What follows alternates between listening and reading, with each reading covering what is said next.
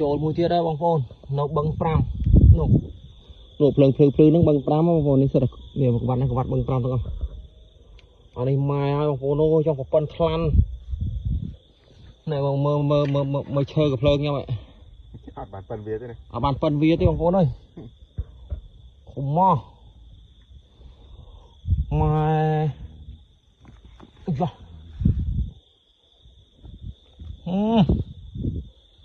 នេះបងប្អូនមើលកាឡាចុយរាយហើយ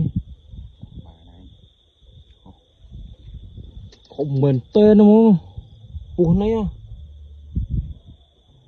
អានេះចង់និយាយថាក្នុងឆ្នាំនេះមានតែនេះទេធំជាងគេខ្ញុំបាន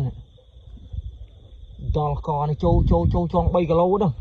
ឆ្នាំក៏មិនដែរធំប៉ុណ្ណឹងដែរឆ្នាំទៅយើងបាញ់នៅចៃបាញ់ធំយឺជាងហ្នឹងដែរតោះនេះវាធំជាងនោះទៀតណា